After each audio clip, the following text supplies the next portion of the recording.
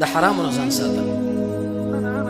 الله عز وجل فرمایي مخکې د مردارو تذکره کې پیږي کې به وروسته وایي چې کله انسان د هغې نه ځان ساتي موږ بدل نور وګرځو يمشي به په هغې باندې به دا ژوند کوي. ابن قیم صاحب 3 معناګانې د يمشي کړي.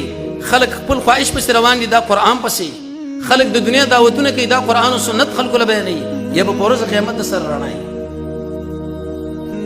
موږ په مدرسه کې الحمدلله د پکتیا د ولایت یو زنانه ده، تقریبا د 80 یا 90 کلونو عمر زیات دی، لله الحمد.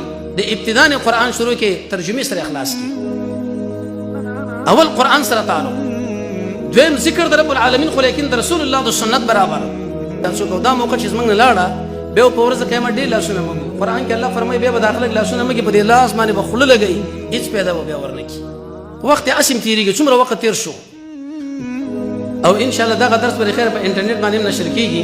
نو کوم ملګری چې زموږ سره څنګه په بار ملکونو کې اوسېږي، اوس دا اسباب د تقارب الاسواق. او رسول الله صلی الله علیه وسلم فرمایي چې هیڅ کور و پاتې نشي مګر قرآن الله عز وجل ور داخل کی. هغوی اوس ذهنونه ورته تیار کړي.